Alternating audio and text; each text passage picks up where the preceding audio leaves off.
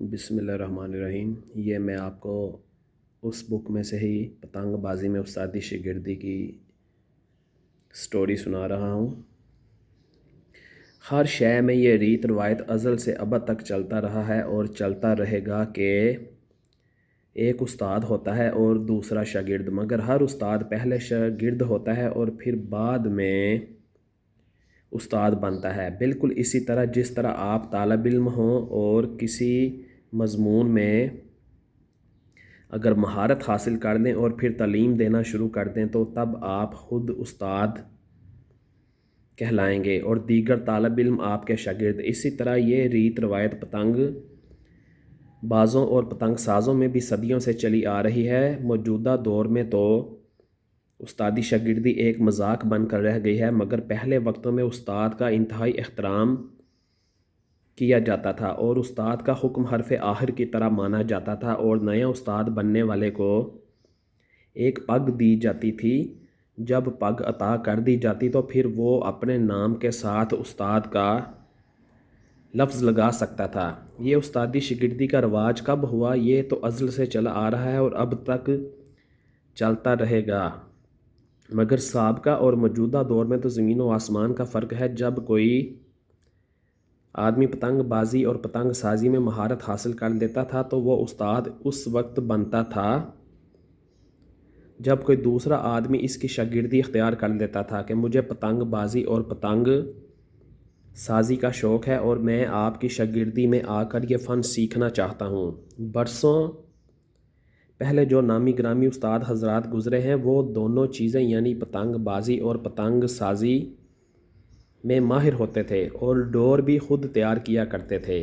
آج کل کی طرح بازاروں میں پتنگ نیلام نہیں ہوا کرتی تھی، بلکہ استاد حضرات خود بناتے اور خود اڑاتے تھے۔ اگر کسی کو شوق چڑھتا کہ میں شاگرد بن جاؤں تو وہ ان استادوں کی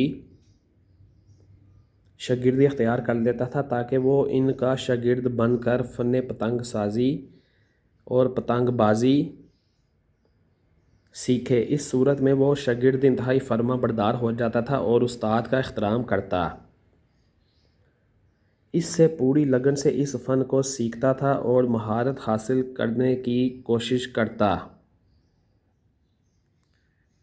تھا، مگر شاگرد بننے میں اس کو برسوں کا عرصہ درکار ہوتا تھا، تو اسے برسوں تک استادوں کی چلمیں بڑھنا ہوتی تھیں، تب کہیں جا کر اس کو اصل شاگرد کا رتبہ دیا جاتا، جب وہ استاد کی نظر میں اس قابل ہو جاتا تھا۔ مگر موجودہ دور میں چونکہ پتنگ سازی ایک صنعت کی صورت اختیار کر گئی ہے اور ہر چیز بازار میں وافر مقدار میں دستیاب ہے، اسی لیے استادی شاگردی کا وہ احترام جاتا رہا ہے۔ ہر شخص نے اپنے آپ کو از خود استاد سمجھنا شروع کر دیا ہے، حالانکہ یہ فن کی ناقدری ہے۔ اس دور میں شاگردی اختیار کرنا بھی جوئے شیر لانے سے کم نہ ہے کہ منوں کے حساب سے مٹھائی اور بے شمار پگیں دینی پڑتی ہیں، اور غریب آدمی شاگرد ہونے کا سوچ بھی نہیں سکتا۔ سوائے چند استادوں کے زیادہ تر لالچی استاد پیدا ہو گئے ہیں اور وہ استاد کم اور پیدا گیر زیادہ گنے جاتے ہیں۔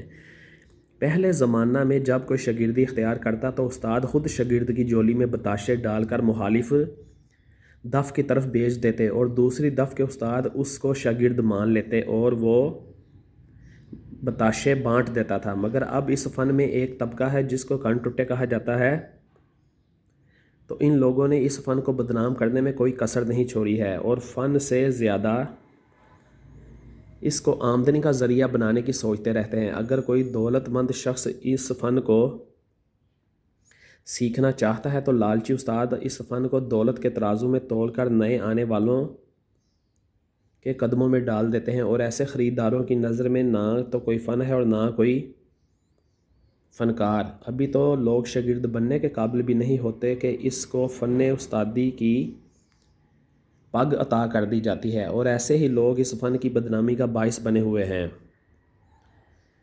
جس کی وجہ سے یہ فن زوال پذیر ہوتا جا رہا ہے۔ ایسی کالی بیروں کو اس فن سے نکال دینا چاہیے۔ حالانکہ صدیوں سے پتنگ بازی اقبال پارک میں ہوتی تھی، مگر لوگوں نے کن ٹٹے استادوں کے خوف کی وجہ سے دوسری جگہوں پر پتنگ بازی کے اڈے بنا لیے ہیں۔ دوسری وجہ یہ بھی ہو سکتی ہے کہ پتنگ بازوں کی زیادہ تعداد ہونے کی وجہ سے پیچ لڑانے کے لیے باری نہیں آتی۔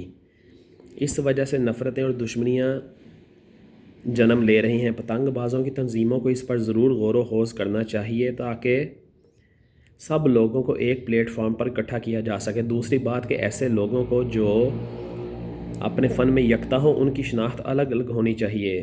پرکھوں کی لغت میں تو استاد وہ گنا جاتا ہے جو کہ پتنگوں کے پیچ لڑانے میں ماہر ہو اور جس نے آگو مقابلہ جیتا ہو۔ پتنگ بنانا اور دوڑ لگانا تو ایک پیشہ ہے اور دکانداری ہے۔ اس میں لوگ اپنے فن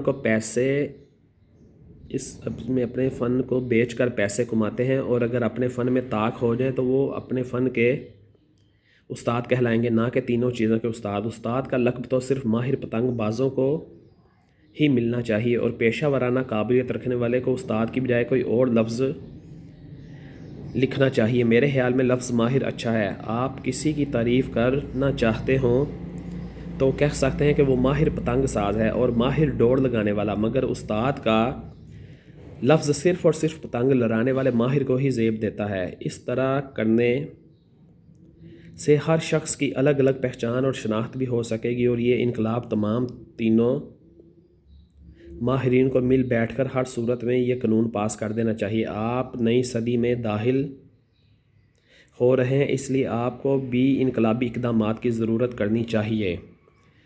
بات تو استادی شاگردی کی ہو رہی تھی۔ پہلے شاگرد بننے والا مخالف کو جا کر بتاشے بانٹ دیتا اور شاگرد تسلیم کر لیا جاتا تھا، مگر اب تو بہت ہی مہنگا سودا ہے۔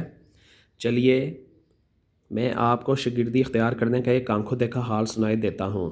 آج بروز بدھ 17 مارچ 1999 کا دن ہے۔ آج 3 لڑکوں نے استاد پیر واجد علی شاہ کی شاگردی اختیار کرنے کا اعلان کیا ہوا ہے۔ لیجیے، ایک بہت بڑے گول دائرے کی شکل میں کوئی 150 کے قریب کرسیاں سجا دی گئی ہیں۔ کرسیوں کے باہر 8 بڑے 25-25 فٹ کے پول لگا کر ان پر پاکستان اور دیگر مختلف جھنڈے لہرائے گئے ہیں۔